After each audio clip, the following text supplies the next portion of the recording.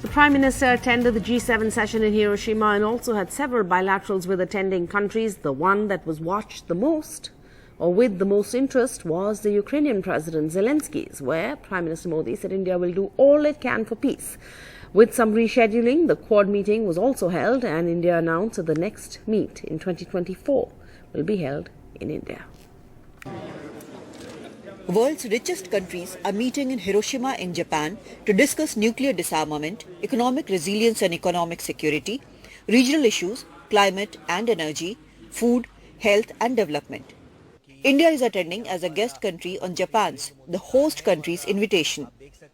PM Modi's packed schedule also included bilaterals with host Japan with an eye on synergy with the G20 summit to be held in Delhi in September and with South Korea, Vietnam and France.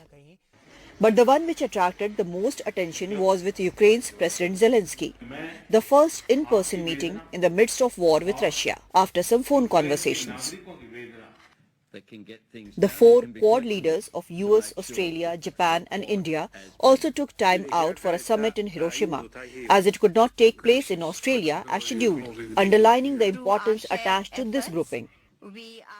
एक डेढ़ साल से हम लगातार phone पर तो बातचीत करते रहे हैं, लेकिन ग्लासगो के बाद लंबे अरसे के बाद आज मिलने का अवसर मिल रहा है। यूक्रेन में चल रहा युद्ध पूरे विश्व के लिए बहुत बड़ा मुद्दा है। पूरे विश्व पर इसके अनेक प्रकार के प्रभाव भी पड़े हैं, लेकिन मैं इसे राजनीति या अर्थव्यवस्था का मुद्दा नहीं मानता। मेरे लिए यह मानवता का मुद्दा है, मानवीय मूल्यों का मुद्दा है। युद्ध की पीड़ा क्या होती है, ये आप हम सबसे ज्यादा जानते हैं। लेकिन पिछले साल जब हमारे बच्चे यूक्रेन से वापस आए, तब उन्होंने परिस्थितियों का जो वर्णन किया, उसमें मैं आपकी वेदना और यूक्रेन के नागरिकों की वेदना भली भांति समझ पाता था, उसका अंदाज लगा सकता था। और मैं आपको विश्वास दिलाता हूं कि इसके समाधान के लिए भारत और निजी रूप से मैं स्वयं, हमसे जो कुछ भी हो सकता है हम अवश्य करें। Standing firmly with Ukraine, G7 statement says, "We urge Russia to stop its ongoing aggression and immediately, completely and unconditionally. We are prepared to take further measures against those willfully supporting the financing of Russia's war. We are renewing our commitment to provide the financial, humanitarian, military and diplomatic support to Ukraine. We remain committed to upholding the price caps on Russian oil and petroleum products." On China, it says, "Our policy approach is not designed to harm China or thwart its economic progress or development. A growing China that plays by international rules would be of global interest, but economic resilience requires de-risking and diversifying. Seriously concerned about situation in East and South China Sea and strongly oppose unilateral attempts to change status quo. We call on China to press Russia to stop its military aggression." PM Modi also unveiled a bust of Mahatma Gandhi close to heritage site A-Bomb Dome, a stark reminder of the first nuclear bomb on 6th August 1945. He called for peace, citing Mahatma's message. In New Delhi, Kadambini Sharma for NDTV. And after that hurriedly put together meet, the Quad leaders issued a joint statement condemning terrorism and violent extremism in all its forms, including cross-border terrorism. It said it reiterated the condemnation of terrorist attacks, including the 26/11 and the Pathankot attack, and that it was committed to designating international terrorists by the UN Sanctions Committee. And this comes at a time when China has repeatedly blocked India's efforts to designate key Pakistani nationals as global terrorists. And Russia has now banned entry to 500 Americans, which includes the former President Barack Obama. This in response to sanctions imposed by Washington. On Friday, the United States added hundreds more companies and individuals to its sanctions blacklist as it broadened efforts to choke off Russia's economy over the Ukrainian offensive.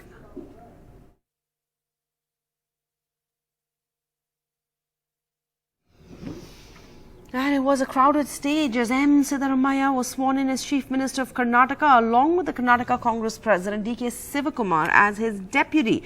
And on display was a prominent show of strength of the opposition. It was an oath-taking ceremony that shone the spotlight on the opposition party's strength as the opposition strives to forge a united front against the BJP. Now, will these bonds hold until 2024? That's the million-dollar question. Siddaramaiah ಭಾರತದ ಸಂವಿಧಾನ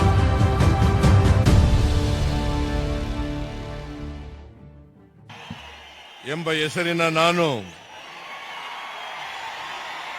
ಕಾನೂನಿನ ಮೂಲಕ ಸ್ಥಾಪಿತವಾದ A historic moment for 75-year-old Siddaramaiah as he was sworn in as the Chief Minister of Karnataka for a second term.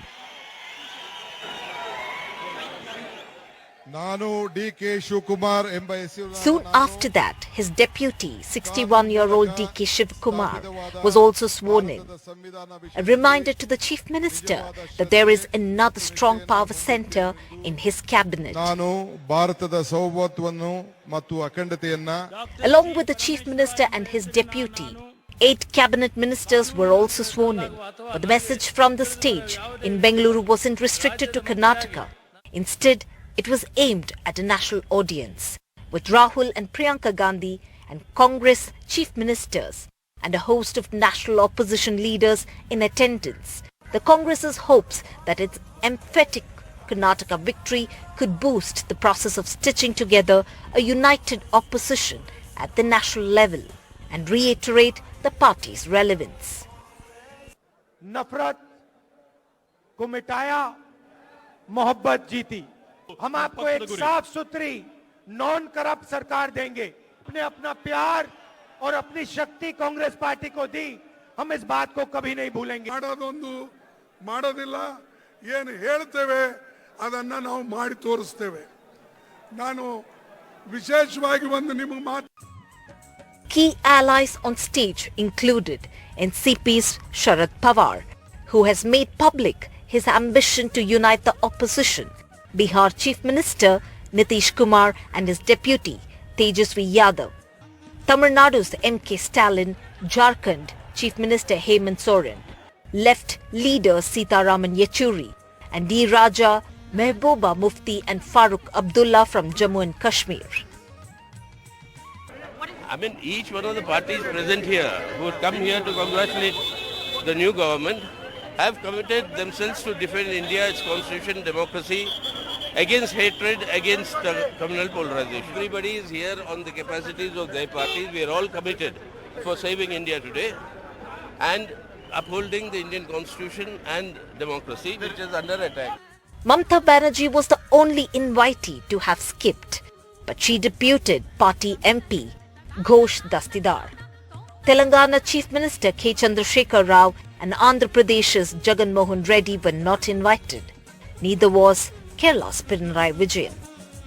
This mega spectacle was not just a show of strength for the Congress, but this swearing-in ceremony that was conducted of the Congress government in Karnataka was to prove that this state is setting the stage for the beginning of opposition unity while reiterating the fact that Congress is back in the game. But soon after the event, the focus returned to Karnataka, and there were promises to keep for the Congress. I would like to reassure the people of Karnataka that the Congress government, which has been sworn in today, will stand by its commitment to implement the promises made to them. However, Kannadigas will have to wait a little longer before the 5 guarantees promised by the Congress are implemented.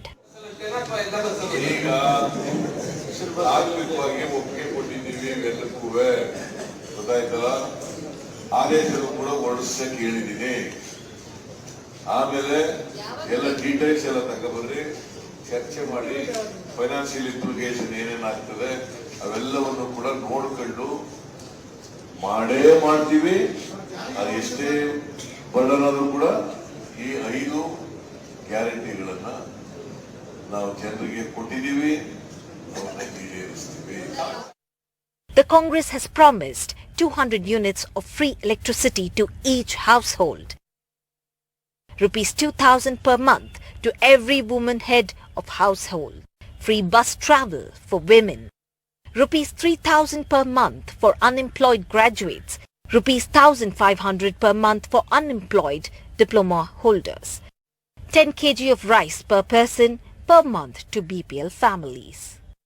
Today we have taken a decision in the cabinet to issue government orders. Right. So once the government orders are issued, Correct. each department which is assigned to, they will work out the details.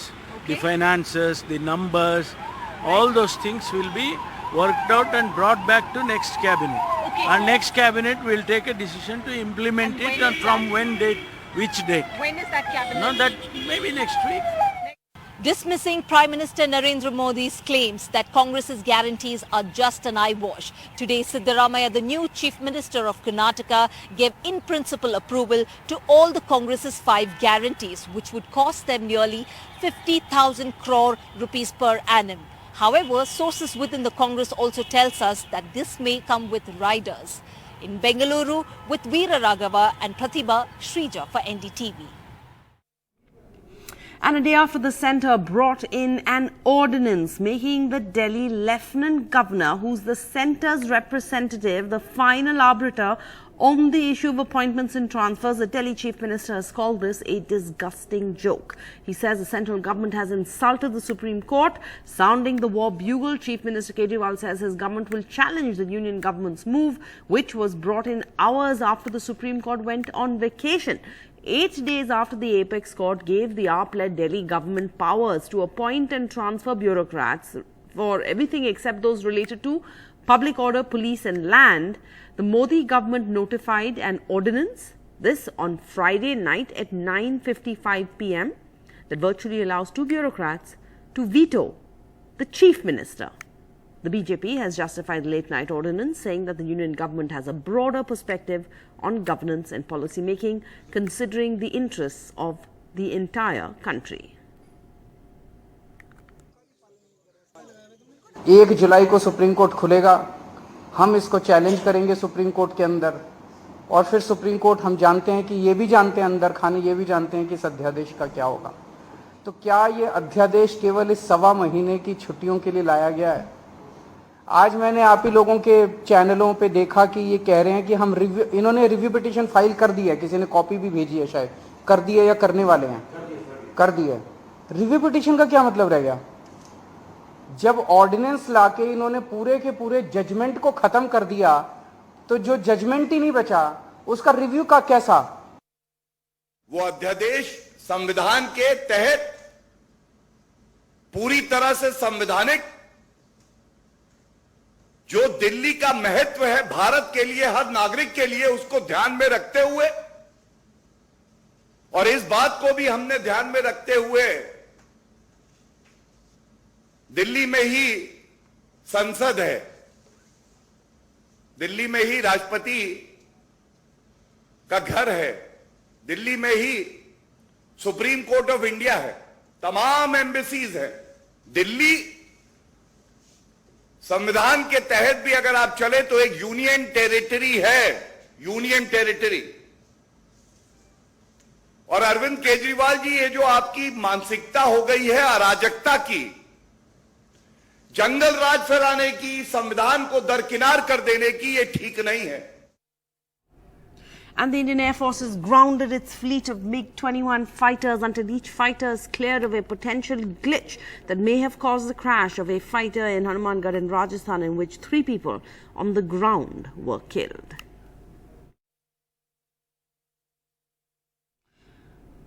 We're going to go in for a short break. More news on the other side.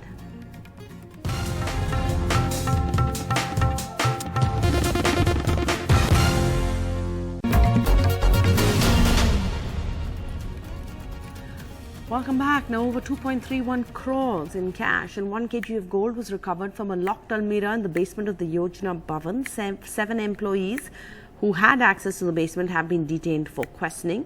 A trolley suitcase was found in the almirah containing 2,000 rupee notes and 500 denomination notes. Remember, the 2,000 rupee notes are the currency notes which have been withdrawn from circulation by the RBI. उनका अभियान चल रहा है।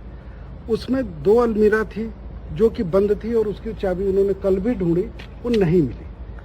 आज भी जब फिर उन्होंने कहा कि इसको निकाल करके ये 2 अलमीरा हैं, इनका भी जो रिकॉर्ड है उसका भी हम स्कैन करा के डिजिटलाइज जो करने की प्रक्रिया है उनके विभाग में वहीं चल रही है वो। तो उसके लिए उन्होंने फिर जब चाबियां नहीं मिली तो उन अलमीराज को तोड़ा गया, जो उनके टेक्निकल लोगों को बुला करके या हेल्पर्स को। एक अलमीरा में तो फाइलें मिली और एक अलमीरा के अंदर एक बैग और एक सूटकेस मिला, जिसको उन्होंने खोल के देखा तो उसके अंदर करेंसी नोट, पैसे थे। So this decision took place on a day when the RBI withdrew those 2,000 currency notes from circulation. How does that move affect you? Priyanshu Sharma does a deep dive. That's right. I think the mistake was realized by the RBI and the government rather early on. That's what many economists and opposition leaders say on the withdrawal of 2,000 rupee notes by the RBI. A day after the central bank announced its decision, many got a deja vu of the 2016 demonetization. But experts make the difference clear. So this is not at all demonetization. Demonetization would mean that the legal tender status of any particular denomination of notes is being withdrawn. Nothing of that sort has been done. What is being done, and we should see this into the historical context. The rupees 2000 note was brought in 2016 at the time of demonetization. Nothing changes. To my mind, this is not demonetization. This is not making any life harder of anyone. Mr. Nripendra Mishra, who was the principal secretary to Prime Minister Narendra Modi when demonetization was announced, told NDTV that Prime Minister Modi was never in favor of printing 2,000 rupee notes. उस समय ही प्रधानमंत्री जी के मन में यह विश्वास था, यद्यपि उन्होंने किसी से कहा नहीं, कि वह 2000 रुपए के नोट को अति शीघ्र सर्कुलेशन से वापस करेंगे। तो सबका यह विश्वास था, पूरी टोली का, कि हम यह नहीं कर पाएंगे क्योंकि छपने की क्षमता जो हमारे प्रिंटिंग प्रेस हैं और हम बाहर छपवा नहीं सकते थे, उनकी बड़ी सीमित होती है। उनको 3 शिफ्ट चलाया गया तब भी नहीं हो सकता था। But the opposition says these notes countered the objective of demonetization, which was to curb black money, while the BJP holds its ground.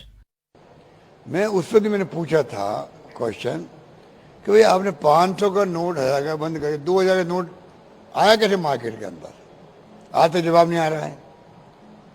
पूरा देश पूछ रहा है कि 500 का नोट बंद करना अचानक ही, 1000 का बंद करना, 2000 का नोट आप मार्केट में फेंक दिया आपने, जो कि बड़ा नोट होता है, ब्लैक मनी ज्यादा चांस होती है जनरेट होने की, वो आपने कैसे फैसला किया?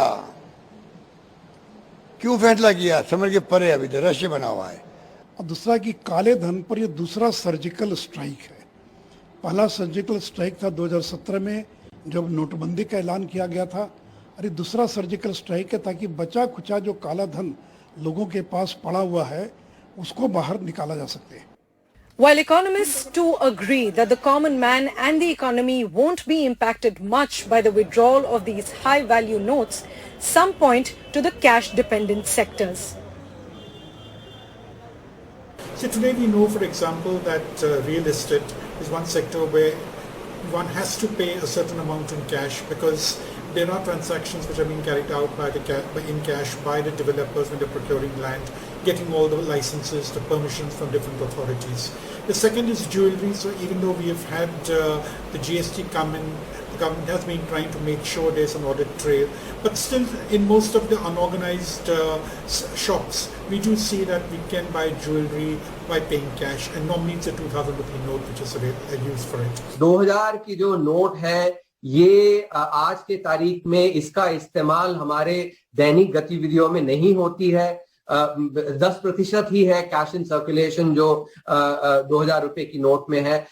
The next 4 months will be both good and challenging for banks. As a plus, they will get an influx of deposits, improving their liquidity. But it will be a task to exchange all 214 crore 2,000 rupee notes before September 30th. While the Reserve Bank says the notes will be legal tender even after that, it says banks have been guided to complete this exchange well in time. Priyanshi Sharma for NDTV. That's the news at this hour. Bye-bye.